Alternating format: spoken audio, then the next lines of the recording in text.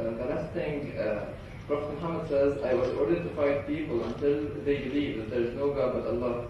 Yes. How does Islam deal with this? I think you want me to open another lecture, which is Islam and terrorism. Now, if you want to take any verse about or any hadith about fighting, you cannot separate it from the whole context. In Islam, there's a science called a tafsir al-mawdu'i. You take a certain subject and you take all the valid or available scriptures or texts about the subject. For example, you want to make a research about patience in Islam, you take all verses about patience, all hadith about patience, and then you have the complete or the full image. Now, about fighting, the verse which binds all the fighting verses together is from Surah Al-Baqarah, verse number 190, which says, وَقَاتِلُوا فِي سَبِيلِ اللَّهِ الَّذِينَ يُقَاتِلُونَكُمْ وَلَا تَعْتَدُوا إِنَّ اللَّهَ لَا يُحِبُّ الْمُعْتَدِينَ. Fight in the way of Allah those who fight you, but do not transgress. For God does not love those who transgress. What does that mean? It means that we fight the fighters. Innocent civilians, people of, rabbis, scholars of different religion are not to be targeted, are not to be harmed. And this is further explained by the instruction of the Prophet Muhammad ﷺ. Before any battle, he would tell his companions, do not kill a woman, do not kill a child, do not kill an elderly person, do not kill peasants, do not kill rabbis and priests of different religions, do not spoil the crops, do not cut down trees. Fight only those who fight you. So this is the better way. And I think people who try to give a bad image and depict a bad image of Islam, those are the people who take verses out of context, especially this hadith. The word an-nas, or the people, means, you can know who are those people by knowing the verse 190 from Surah Al-Baqarah, which is the second surah from the Quran. I hope this has answered your multiple questions. And we have one more question, inshallah, before we conclude. Yes, sister. Assalamu alaikum. It's a great job, thank you so much. Inshallah. I'm satisfied with all the proofs. Yes. But I have claimed that the historical proof about the Quran version of man, Yes. Uthman, I think, maybe it was written after 30 or 40 years after the Prophet death, maybe. Yes. How can be that a proof? Now, it's a good question, and the topic of the preservation of the Quran requires a lecture on its own. You see, but I have just given brief facts about it.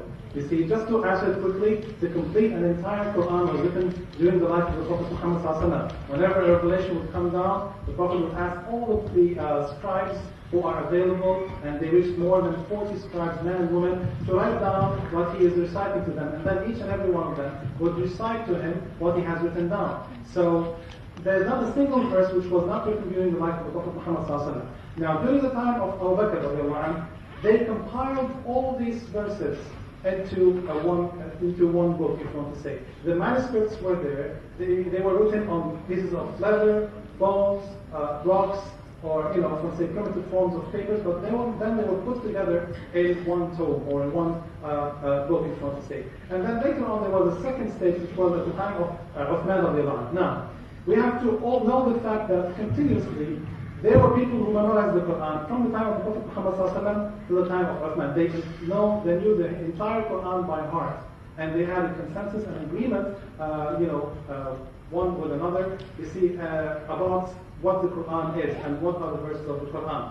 And while Uthman radiallahu anhu wanted to write down, the Quran and put it, make these copies and send them into many places, he did that because they started, especially people who became Muslim and they have weakness in Arabic language. You see, they started reading or reciting the Quran in an incorrect manner, in reference to the original recitation, how the Prophet Muhammad used to recite it, and how it is supposed to be recited based on the Arabic language. So he had written these volumes. He did not take the manuscripts and lock down his room or his house and do this in separation with people, separated from people. He brought witnesses, and he made people witness the entire process of writing, of the writing of the Quran, and everyone, approved of what Uthman did. So there was no discontinuation between what was written during the life of the Prophet Muhammad ﷺ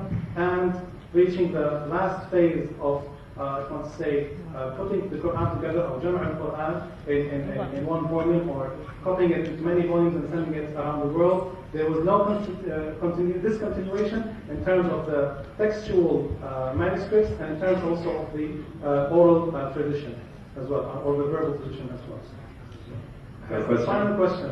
Okay. The Quran did not change for 1400 years, yes. and it has the same teachings, right? Mm-hmm. So why we're witnessing these days a lot of the diversities?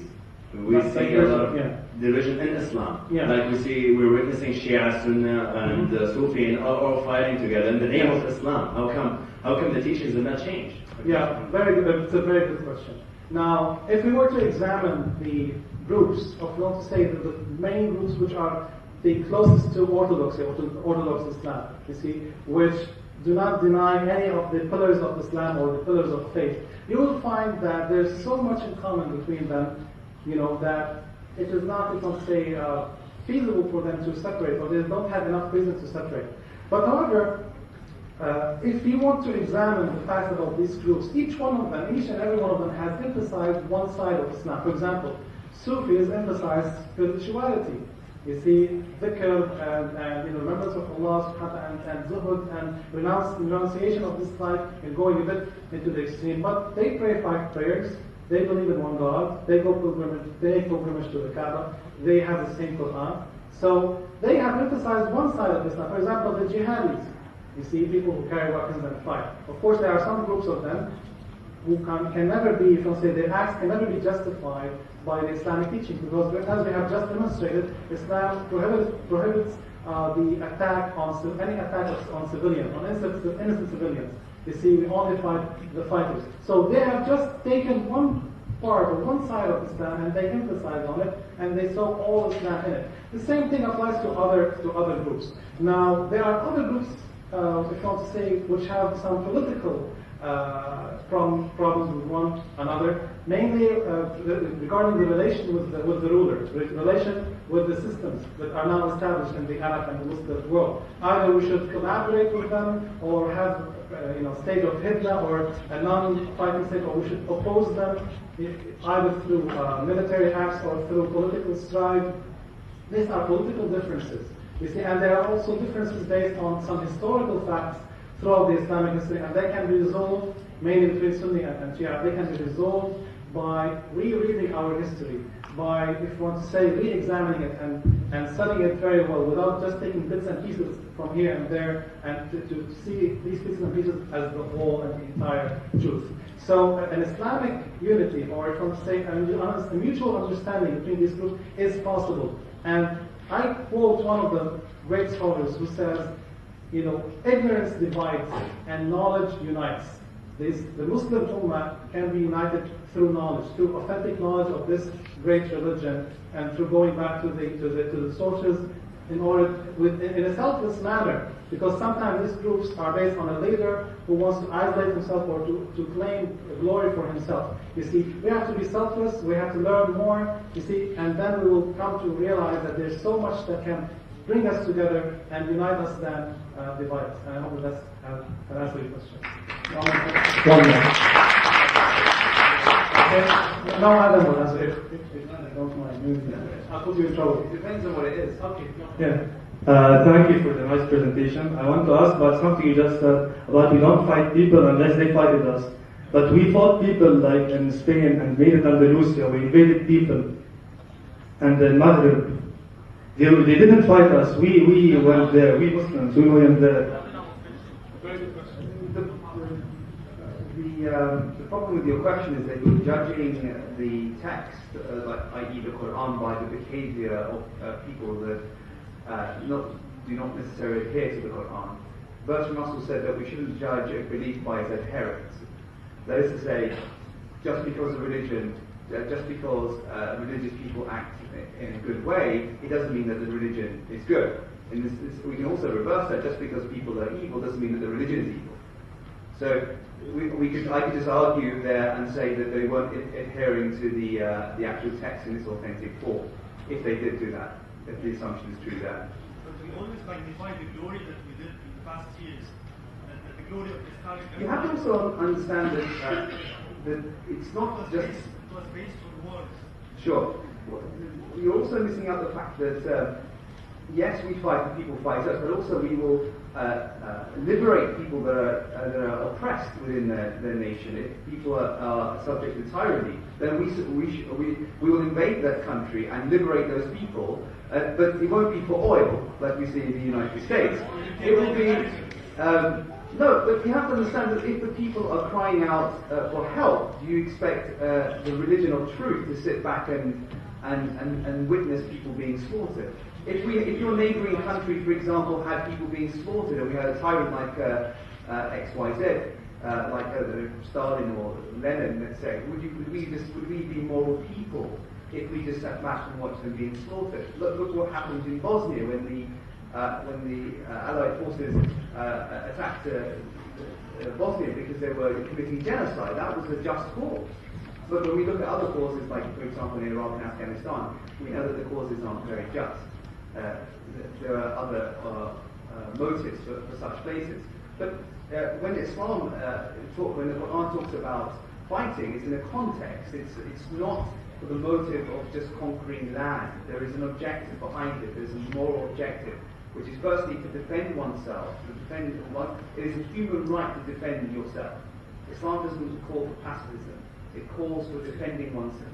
One of the most greatest rights that God speaks about in the Quran is to defend your right, your wealth, your home, for example, your family. The other aspect is that the Quran talks about people being oppressed. If people are oppressed, then the Islamic forces it's a duty on them to liberate these people. Say, do you have another slide? No, There are so many slides to talk about. Actually, even if you read, let's say, if you want to read an unbiased source, you can refer to Sir Thomas Arnold's book, The Invitation to Islam. I should put, Invitation to Islam. I think it's available here in the UAE library.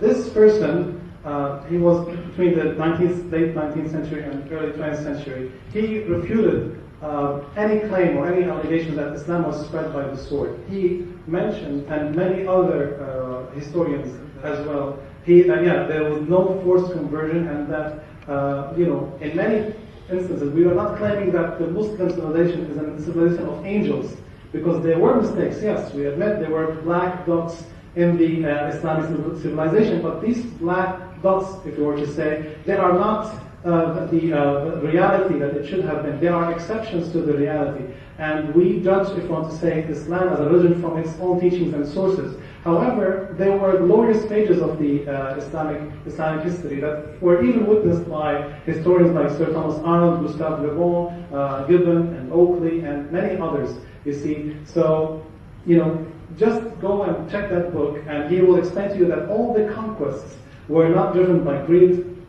In general, they were not driven by greed. They were to liberate the people, and they genuinely did liberate the people. Because, for example, the people of Egypt rejoiced when the Muslims came to liberate them from the tyrant Byzantines, because they did not allow the Copts, because they considered the Copts as heretics. You see, they are a sect, a Christian sect, but they did not allow any other sect. The Byzantines or the Roman Empire did not tolerate any other sect to exist except for its own, if you want to say, church. So they rejoiced when they were given the freedom to worship, and when, if you want to say, persecution was lifted. And this also applies to Spain, and it applies to many other places. Of course, with the exception of the cases in Islamic history in which the Muslims have really done some damage, which is not approved of by the Islamic teachings.